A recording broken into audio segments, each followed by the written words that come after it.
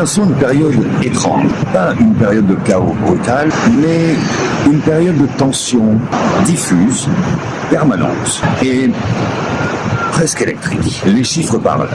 Violence en hausse, refus d'obtempérer et augmentation de l'usage et du trafic des drogues. En revanche, les cambriolages et certains vols reculent. Ce contraste n'est pas anodin. Il nous dit une chose essentielle. La société ne se criminalise pas, elle se désinhibe émotionnellement. Ce que nous observons aujourd'hui, ce n'est pas une explosion de la criminalité rationnelle. C'est une désorganisation émotionnelle, collective. Les actes qui augmentent sont impulsifs, violents, immédiats et souvent irrationnels. Ce sont des actes de perte de contrôle, pas de calcul.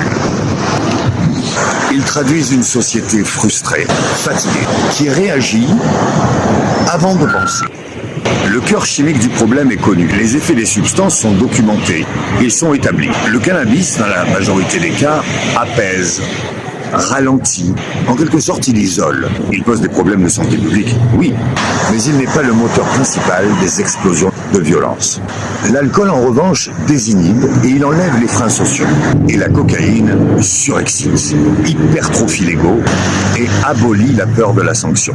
Et surtout, le mélange alcool-cocaïne produit exactement ce que la société est en train de voir augmenter en ce moment. L'agressivité, les comportements dangereux et le défi frontal à l'autorité. Le problème est identifié, mais il est traité comme secondaire. Le cannabis apaise, le mélange alcool-cocaïne enflamme. Et nos politiques ciblent le mauvais ennemi. Demain, samedi 31, à Nice, comme dans plusieurs villes de France, il y aura une manifestation des policiers pour qu'on vienne les soutenir et qu'ils se sentent un peu plus confortés dans leur autorité. Ils demandent de l'aide à la population parce qu'ils traversent des moments difficiles dans leur profession. Une police qui manifeste n'est jamais anodine. Par nature, la police fait respecter la règle au nom d'une légitimité qui ne se négocie pas. Elle n'est pas censée demander l'adhésion et encore moins demander le respect.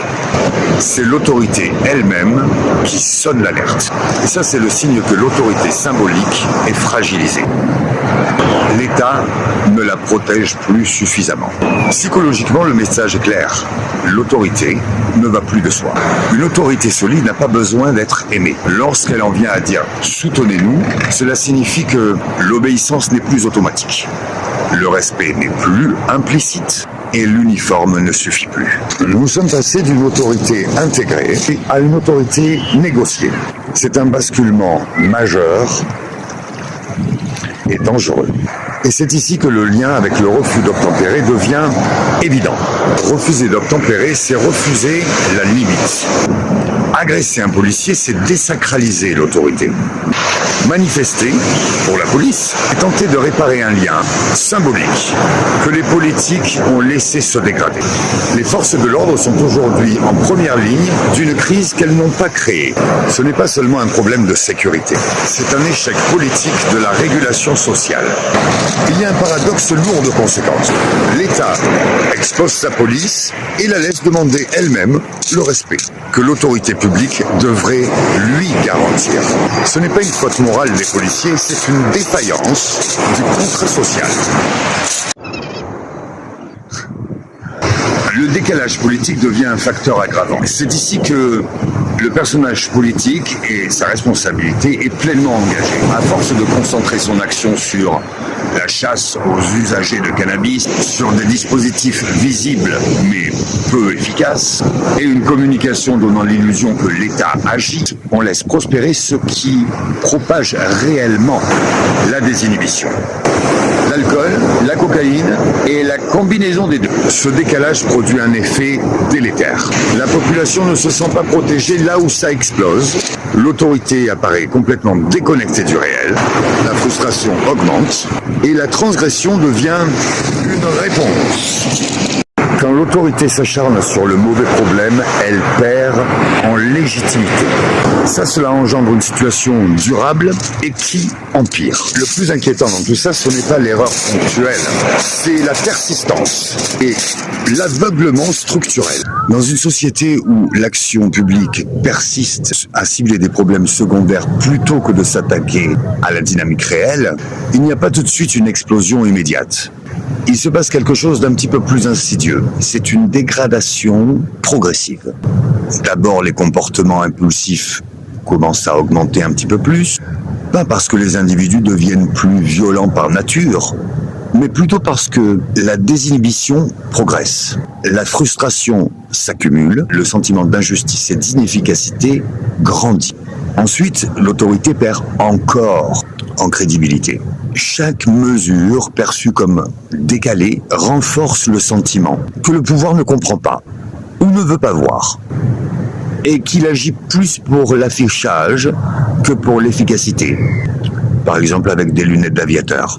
Ce décalage nourrit un réflexe dangereux. La transgression devient banale, presque logique.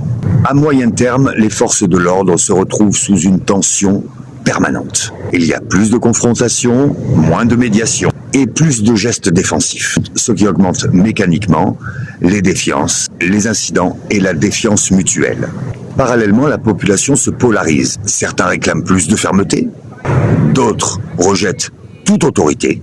Tout cela accroît la tension et prépare le terrain à des mesures plus dures ou à des choses plus brutales.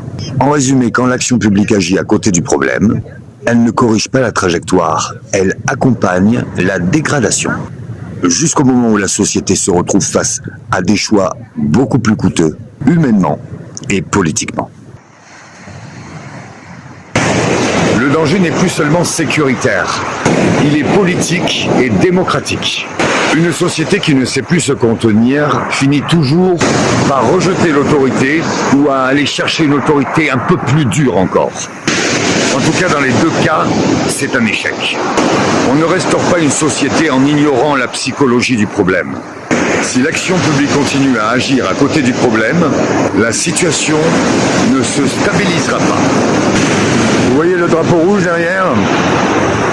Ça veut dire qu'elle continuera d'empirer la situation.